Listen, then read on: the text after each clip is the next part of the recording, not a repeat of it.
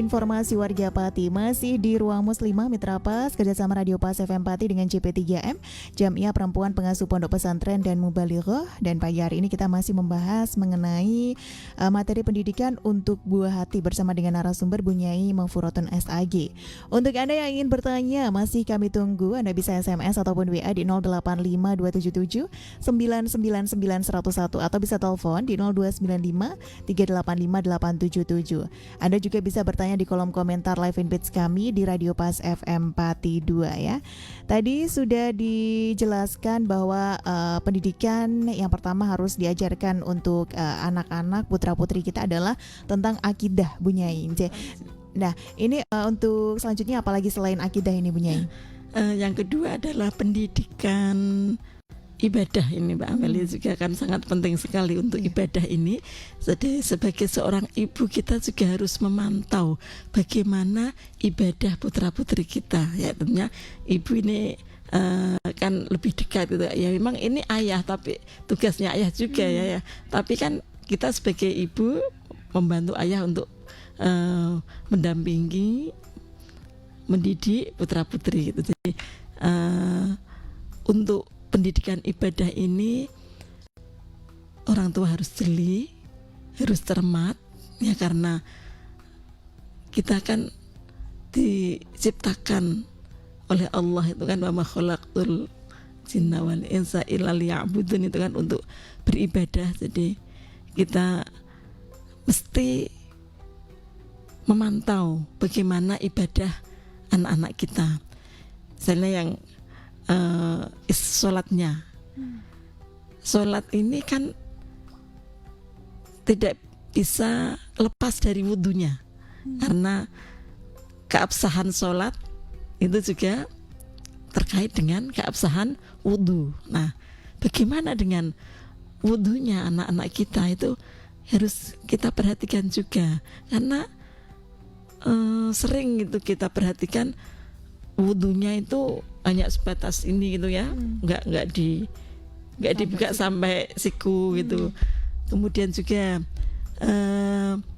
wajah gitu kan, kadang pernah kita lihat ada sinetron itu yang wudhu tapi jilbabnya itu nggak dibuka, ya masih kepake. Itu bagaimana, itu kan mesti diperhatikan juga, harus benar-benar dipastikan bahwa wudhunya ini sah gitu ya. Jadi mulai di mana niat wudhu itu kan kadang orang dikirain mau melakukan sesuatu niatnya didahulukan itu ya, baru basuh tangan misalnya, niat dulu kan nggak sesuai, nggak memenuhi rukun wudhu gitu kan. Jadi karena rukun wudhu itu kan niat ketika membasuh wajah. Nah itu kan kita harus memastikan bahwa anak kita ini sudah niat ketika mereka awal membasuh wajah gitu ya. Awal membasuh wajah itu niat wudhu gitu. Dan juga wajah ini batasannya mana harus paham. Jadi tidak hanya kepik-kepik gitu aja, tapi harus tahu mana binti sya'ri ra'si, mulai dari tempat tumbuhnya rambut kepala ilal lihyaini nih, sampai ke dua rahang ini, tempat tumbuhnya rambut gigi bawah, tempat tumbuhnya gigi bawah ya. Ini kan al-asnan as-sufla, gigi bawah. Ini berarti kan di sini ya, ini kan batasan wajah. Ini harus terkena air. Kemudian juga ketika sholatnya juga tadi kaitannya dengan wajah, kita perhatikan banyak sekali sholat tapi ini kan dagunya sering kelihatan sampai sini gitu kan, mungkin karena tren mukena gitu sampai ininya kelihatan. Nah itu kan kita harus jeli juga, kita harus selalu mengingatkan bahwa batasan wajah itu hanya sampai di ini, cara basa Jawa ini wang ya kan. Wang ini kan dua wang ini, nah, ini tempat tumbuhnya gigi bawah, berarti bawahnya itu harus sudah tertutup. Mukenanya berarti harus nutupnya sampai situ, jadi nggak seperti kayak kita pakai jilbab ini ya. Berarti sebetulnya kita nggak pas juga ya kita ini auratnya masih kelihatan yang di sini nih kalau jilbabnya model begini. Nah, itu kita juga perlu jeli juga, dan juga niatnya juga kan kadang cenderung pikirannya niatnya kita usuli itu ketika sholat misalnya usuli fardhu zuhri misalnya.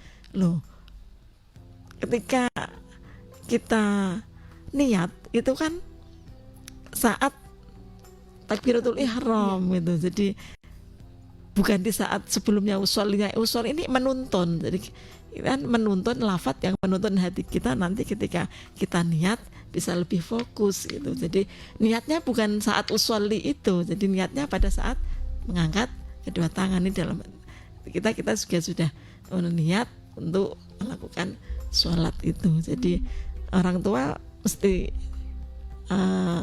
benar-benar jeli gitu ya, perhatian gitu, tidak sekedar udah disekolahkan, udah diajari di TPQ misalnya atau di pondoknya sudah diajari, kita tidak bisa lepas seperti itu karena itu kan hanya membantu. Lembaga-lembaga pendidikan tempat kita menitipkan putra-putri kita itu kan membantu ya. Jadi yang punya kerja itu kan kita sendiri gitu. Jadi yang lebih utama, maka harus benar-benar jeli gitu kita perhatikan ibadah anak kita. Sholat juga itu tangan juga misalnya ya, kalau pakai kadang trennya itu kan mukena potongan itu, mukena potongan kan lebih simpel kelihatannya, tapi kita kan juga harus hati-hati ini untuk masalah auratnya ini, tangannya bagaimana, atau ketika pas sujud bagaimana, karena ketika kita sujud itu kan kita tidak boleh meletakkan tangan kita di tempat yang bergerak ketika anggota tubuh kita bergerak gitu. Jadi kita kan meletakkan tangan kita itu di tempat sujud yang tempatnya itu tidak bergerak sesuai dengan gerakan tubuh kita. Nah kalau misalnya pakai mukena yang potongan gitu, misalnya mukenanya itu menempel di atas sajadah, kemudian tangan kita berada di atas mukena itu, di atas mukena bukan di atas sajadah, berarti kan tangan kita menempel di tempat yang bergerak sesuai dengan gerakan kita. Itu kan nggak sesuai dengan pakem gitu, nggak sesuai dengan aturan. Nah itu maka sebagai ibu ya kita harus jeli juga, hati-hati kalau pakai mukena potongan. Kalau misalnya pakai mukena potongan ya mungkin kita bisa membelikan yang ada tangannya itu ya, karena kan sudah banyak ya, sudah dibuat mukena yang pakai tangan, pakai lengan itu yang potongan. Nah itu diantara bagaimana kita memberikan pendidikan ibadah kepada putra-putri kita. Iya, menarik sekali karena memang kalau tentang sholat biasanya anak-anak ini suka cepat-cepat, pengennya cepat nanti balik lagi untuk nonton TV kayak gitu biasanya, atau main games atau apa gitu ya. Jadi memang ini PR sekali untuk kita sebagai orang tua, bagaimana memahamkan anak-anak untuk agar lebih teliti lagi ketika sholat, ketika wudhu dan sholat ya. Ini sudah ada yang bergabung di WA. Assalamualaikum warahmatullahi wabarakatuh Bu Nyai. Waalaikumsalam warahmatullahi wabarakatuh. Bagaimana agar bisa sholat dengan khusyuk? Kadang sewaktu sholat ini kita malah ingat hal-hal lain. Apakah itu karena gangguan setan atau bagaimana? Nah ini yang sudah gabung kita jeda dulu, sabar dulu, nanti dijawab setelah jeda. Dan untuk Anda Mitra Pas yang ingin bergabung, yang ingin bertanya juga masih kami tunggu ya. Anda bisa SMS ataupun WA di 085277999101 atau bisa telepon di 0295385877. Anda juga bisa bertanya di kolom komentar live fanpage kami Radio Pas FM Pati 2. Tetap ngepas di 101 FM Radio Pas Pati, saluran informasi warga Pati. Terima kasih untuk Anda yang masih setia di Ruang Muslimah dari 101 FM Radio Pas Pati, saluran informasi warga Pati. Program Ruang Muslimah Mitra Pas kerjasama Radio Pas FM Pati dengan JP3M, Jamiah Perempuan Pengasuh Pondok Pesantren dan Mubalighah. Dan pagi hari ini kita masih membahas mengenai materi pendidikan untuk buah hati. Tadi sebelum jeda sudah ada yang gabung di WA yang bertanya bagaimana bagaimana ini Bu Nyai agar bisa sholat dengan khusyuk? Sedangkan kadang sewaktu sholat kita malah ingat-ingat hal lain. Apakah itu karena gangguan setan atau bagaimana? Ini biasanya kalau yang tadinya lupa pas sholat juga malah ingat ya. Ya itu betul sekali Mbak Amel, biasanya seperti itu ya. Jadi dimanapun kita bahas orang masalah sholat itu memang keluhannya seperti itu. Rata-rata hal-hal yang lupa itu nanti bisa jadi ingat ketika sholat itu ya. Ya ini makanya sholat itu kan bisa tanha anil fahsya wal munkar ya, bisa mencegah perkara keji dan kemungkaran. Nah bagaimana supaya sholat kita bisa khusyuk ya? Yang pertama sholatnya memang kita harus benar dulu. Sholatnya harus dingilmoni gitu ya. Ilmu sholatnya harus dipegang. Mulai tadi dari mulai wudunya, di mana yang rukunnya wudu, di mana yang sunnahnya itu harus dingilmoni. Jadi kadang kitanya itu nggak tahu. Orang karena mungkin ke bawah lagu ya, bersama cuci tangan gitu ya, seperti apa doa nyanyi itu loh Mbak, ada lagi itu kan ya, kumur-kumur lagu hidung ya, itu ya. Tangan sampai ke siku, kepala dan telinga itu kan, sampai akhirnya ketika ditanya rukunnya wudu itu nanti basuh telinga itu juga termasuk rukun wudu gitu. Jadi akhirnya tidak bisa membedakan mana yang rukun wudu, mana yang sunnahnya wudu. Nah ini harus diilmoni dulu, jadi harus tahu mana yang rukun, mana yang sunnah. Demikian juga ketika sholat, harus tahu rukunnya sholat itu apa saja, sunnahnya sholat apa saja. Jadi ketika melakukan ini tahu kalau misalnya ada pelanggaran rukun ini nanti akibatnya apa, hukumannya apa itu ya, apa yang harus dilakukan ketika rukunnya ditinggalkan. Kalau yang sunat ditinggalkan bagaimana, itu ilmunya sudah dipegang semua. Jadi harus belajar ilmu sholat secara benar. Kemudian yang kedua, jadi ketika sholat itu kan yang pertama tadi ya, untuk masih yang pertama, ketika sholat itu sudah benar-benar paham mana yang sunnah, mana yang rukun gitu. Dan paham apa yang harus dilakukan ketika meninggalkan rukun atau sunnahnya. Kemudian yang kedua, diupayakan untuk benar-benar memahami lafaz sholatnya.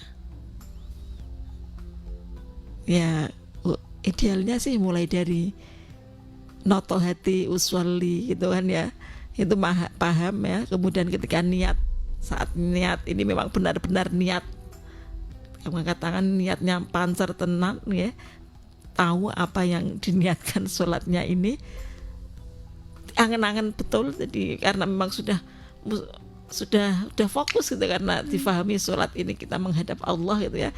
Jadi ya harus benar-benar difahami mulai dari awal tadi, kemudian bacaannya, iftitahnya.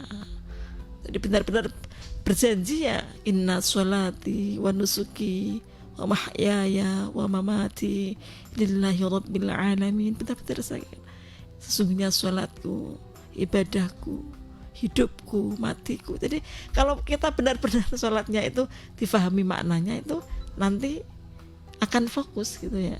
Jadi pikirannya nanti tidak gelambiar gitu.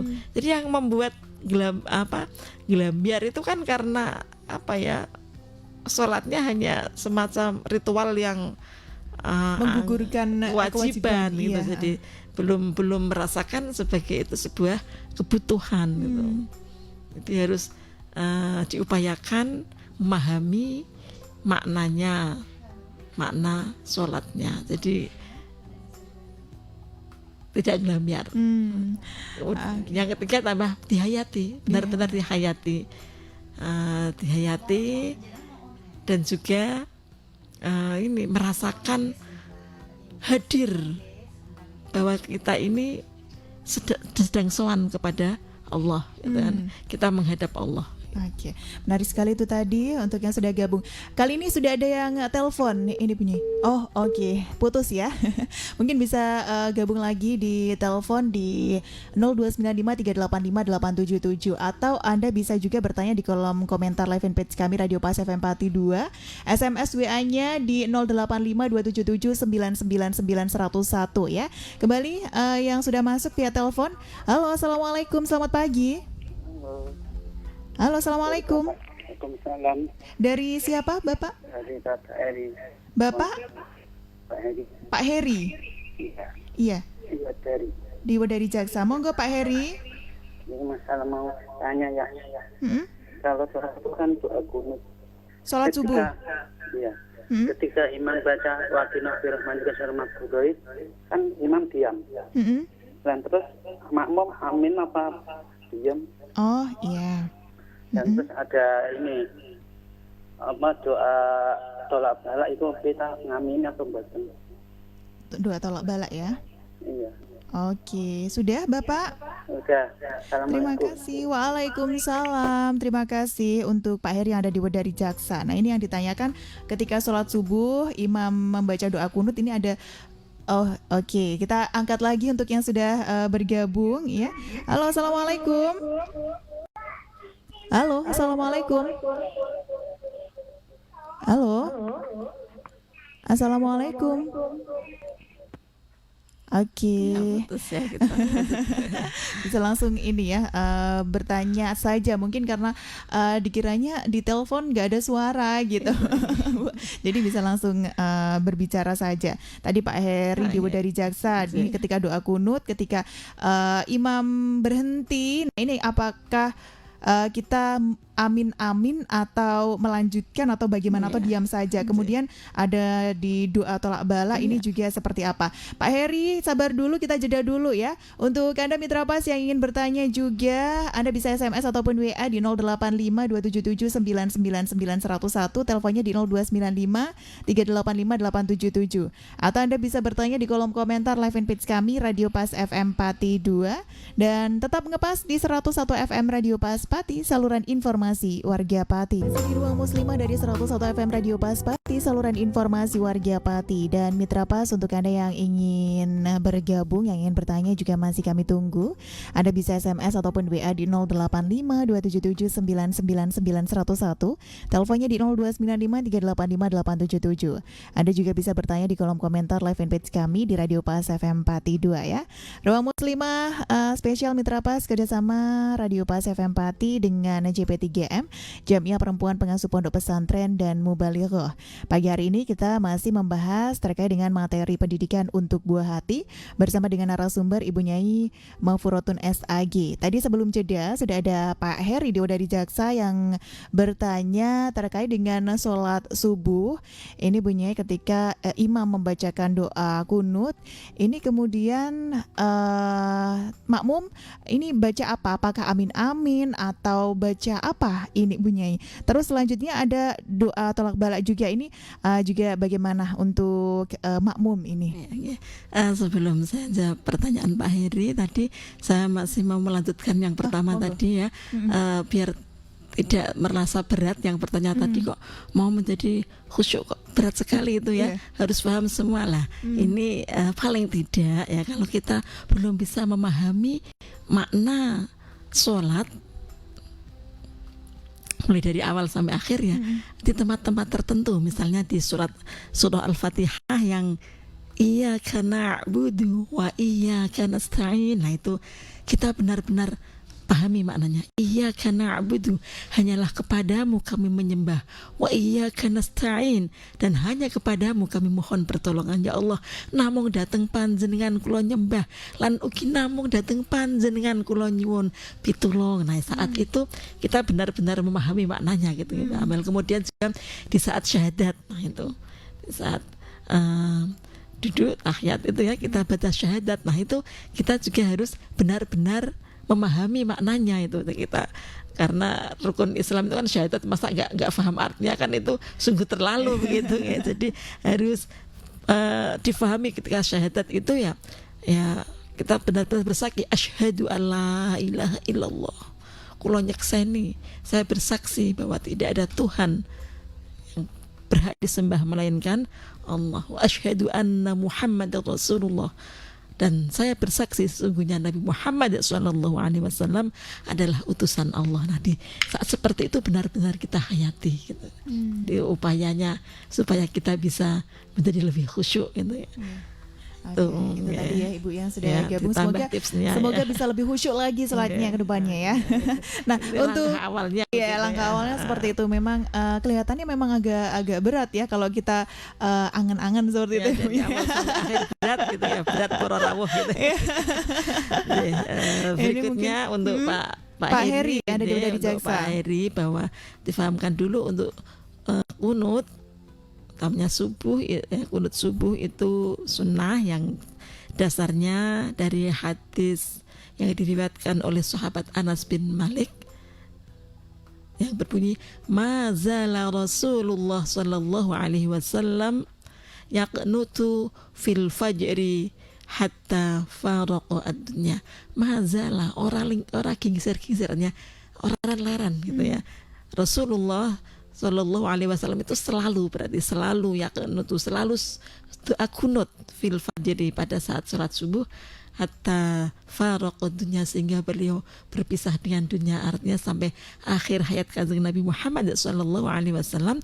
Ketika beliau salat itu beliau membaca kunut, kunut salat subuh. Tadi itu hukumnya adalah sunnah. Maka ini saya ingatkan kalau misalnya ada yang lupa gitu ya, misalnya terlupa gitu ya, lupa kalau dia nggak lupa tidak kunut. Kunut artinya dia itu sudah mau sujud gitu ya, sudah sujud itu nggak usah kembali lagi gitu. Kalau sudah sujud ya sudah, lanjut aja sujudnya. Nanti sebelum salam kita sujud sahwi kan gitu. Jadi tidak usah kok kembali lagi, itu nggak usah, karena sunnah hukumnya gitu ya. Jadi, karena hukumnya sunnah, maka ya dilanjut aja sujudnya, tidak usah dibalik lagi tuh rukun, karena itu kan rukun sujud. Enggak, itu kan rukun sudah sujud itu ya sudah dia dilanjutin gitu kan. Jadi karena hukumnya sunnah yang kunutnya, maka jangan balik gitu loh kan, dia itu sudah lakukan rukun kok balik lagi gitu. Jadi itu difahami nih hukumnya sunnah Pak Hedi. Kemudian yang ditanyakan tadi ketika imam membaca itu fa innaka taqdi wa la yuqdu 'alaik, itu kan sebuah pernyataan sehingga semuanya ya kalau hafal ngendikan saja Pak. Jadi baca ikut baca seperti yang dibacakan oleh imamnya kan pelan gitu ya, karena itu pernyataan fa innaka taqdi wa la yuqdu 'alaik, sesungguhnya engkau itu adalah yang menghakimi dan engkau tidak dihakimi. Itu kan sebuah pernyataan gitu ya. Kalau hafal monggo dibaca juga dengan fa innaka taqdi wa la yuqdu 'alaik wa innahu la yadhillu man walait, sesungguhnya tidak akan menjadi hina orang yang engkau jadikan pemimpin, wa la ya'izzu man 'adait, dan tidak akan mulia orang yang engkau musuhi. Itu saat itu kan pelan gitu ya. Imamnya kan pelan ya. Monggo kalau jenengan hafal silahkan panjenengan baca doa juga. Tapi kalau misalnya belum hafal, amin nggak apa-apa ya, bisa amin. Demikian juga untuk doa tolak bala itu ya, utamanya kemarin banyak yang dibaca pada saat musim corona itu kan, kunut nazilah Allahumma tfa'andal bala wal waba itu ya, tolak bala itu ya diamini, kita amin, karena yang namanya imam itu memang untuk diikuti gitu ya. Jadi makmum itu memang tugasnya mengikuti imam ya. Makanya misalnya makmumnya ketinggalan gitu, nggak mendapatkan Fatihahnya imam, nggak sempat baca Fatihah, misalnya dia datang takbir itu imamnya sudah mau sujud, ya sudah Fatihahnya itu sudah ditanggung imamnya, sudah ikut imam, dia langsung ikut ruku saja. Jangan malah dia baca Fatihah kemudian imamnya ruku sampai imamnya i'tidal dia baru imamnya i'tidal dia baru ruku lagi, itu sudah salah, itu tadi sholatnya berarti sudah ketinggalan berapa rukun itu ya. Jadi nggak boleh yang seperti itu, dia harus langsung mengikuti imamnya ruku. Sedangkan Fatihahnya nanti sudah ditanggung oleh imamnya, karena memang kita makmum itu kan ikut imam gitu ya, seperti istri ikut suami ya, ikut imamnya gitu ya. Istimewanya makmum seperti itu ya. Tinggal ngikut gitu. Tinggal ngikut. Swarga nunut gitu ya. Oke, itu terima kasih Pak Heri tadi ya. Jadi ketika doa kunut kalau hafal ya ikut baca tadi yang ya. fa'inaka taqdi. Kalau yang dari awal ya amin. Yang maksudnya yang ditanyakan tadi yang Pak Heri yang pas diam ya, pas kiranya diam itu pelan ya. Fa'inaka taqdi itu imamnya pelan lah, itu boleh. Kalau hafal jenengan silahkan baca sendiri, kalau enggak ya amin enggak apa-apa. Karena amin kan maknanya istajib. Istajib. Amin itu bentuknya adalah isim fi'il amar. Dalam ilmunya isim fi'il amar itu bermakna fi'il amar istajib, kabulkanlah gitu. Jadi amin itu artinya kabulkanlah. Peminjamannya istajib atau pakai makna istajib. Gitu tadi Pak Heri. Kemudian ini ada yang bertanya lagi tapi di luar tema ini Bu Nyai. Nggak tahu. Ada Kang Ngelis di Ketanen. Ini beliau menanyakan terkait dengan penyakit bingung atau suka bingung biasanya. Apakah itu juga gangguan setan ini Bu Nyai? Ini seperti apa? Mungkin bisa dijelaskan singkat Bu Nyai sebelum closing. Memang kalau untuk bingung ini jawabannya ya sangat kompleks sekali, banyak sekali faktor yang mempengaruhi itu. Jadi kalau kita bingung itu ya pertama kembali kepada keyakinan kita ya, kita tata hati kita supaya tidak bingung gitu ya. Banyak-banyak baca ihdinas syiratal mustaqim biar jalannya lurus itu ya, nggak bingung. Banyak ihdinas syiratal mustaqim, ya Allah tunjukkanlah kami ke jalan yang lurus biar tidak bingung. Kemudian kita tidak serta-merta langsung mencari kambing hitam gitu ya. Jadi seperti setan itu kan. Itu sebetulnya kita harus kembali kepada diri kita sendiri juga gitu. Ya, ada faktor apa yang bermasalah pada diri kita gitu. Jadi silakan dicari, mungkin juga bisa soal psikis juga gitu ya, karena saya banyak sekali sebetulnya orang-orang yang butuh penanganan ya dari yang ahli psikiatri itu, tapi karena kiranya nanti kalau tanya kepada psikiatri itu dikira gangguan jiwa, gila. Orang dengan gangguan jiwa itu kan kasihan kalau malah menjadi semakin tambah parah. Itu sebelumnya nggak begitu ya. Orang-orang yang butuh penanganan ya harus ditangani gitu. Jadi jangan takut ada penghakiman sakit jiwa ya, seperti itu. Jadi kita kalau memang butuh ada yang nggak benar atau ada yang bermasalah pada diri kita segera mengatasi sehingga penyakit tidak terlalu parah gitu ya. Jadi masih tarafnya ini baru ringan-ringan gitu, sehingga penanganannya akan lebih mudah tadi. Jadi kita harus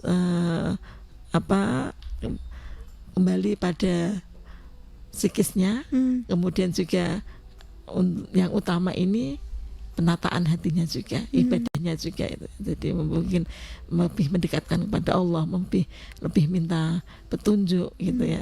Berhubungan ini satu sama lain. Jadi tidak serta-merta menyalahkan setan atau gangguan ya itu ada berpengaruhnya, tapi yang memunculkan pemicunya itu sebetulnya dari diri kita sendiri. Jadi sebetulnya setan itu tinggal masuk gitu ya, tinggal menyesuaikan gitu kan. Oh ini ada peluang gitu, sehingga dia ikut nimbrung juga gitu ya. Jadi kembali lagi ke diri kita sendiri ya, sebetulnya kan seperti itu. Maka perintah itu kan juga kepada diri kita sendiri. Qu anfusakum itu kan juga biar kita itu kembali pada diri kita sendiri. Oke, menarik sekali Mitra Pas pembahasan kita di pagi hari ini. Tapi karena waktu kita terbatas dan tinggal beberapa menit lagi perjumpaan kita, mungkin kesimpulan di pagi hari ini untuk tema kita materi pendidikan untuk buah hati. Monggo Bu Nyai. Kita sebagai ibu-ibu yang membantu bapak-bapak ya, karena ini juga tugasnya bapak yang utama. Kita sebagai pembantunya, maka kita harus menguasai banyak ilmu, utamanya ilmu-ilmu yang diperlukan untuk membawa keluarga kita, rombongan keluarga kita untuk bisa bahagia di dunia dan akhirat. Berarti kalau ada statement ibu itu harus pintar, Bu Nyai ini setuju apa tidak ini Bu Nyai? Ibu itu harus pintar. Ya memang harus pintar ya. Karena ibu itu kan madrasah aula, itu kan sebagai tempat pendidikan pertama bagi anak. Kemudian juga ada mengatakan sebagai sebagai sibghah ya, sebagai sebuah pencelupan ini, penanaman pertama kepada anak. Itu memang ibu ini sangat berpengaruh sekali ya. Oke, terima kasih Bu Nyai untuk waktunya pagi hari ini, dan terima kasih juga untuk Anda Mitra Pas yang sudah setia mengikuti program ini sampai akhir. Dan Amel pamit dulu untuk bersama dengan Bu Nyai. Assalamualaikum warahmatullahi wabarakatuh Bu Nyai. Waalaikumsalam warahmatullahi wabarakatuh. Dan Mitra Pas, Amel juga seluruh kerabat kerja yang bertugas pamit undur diri, dan akhir kata informasi Pas FM Pasti. Wassalamualaikum warahmatullahi wabarakatuh.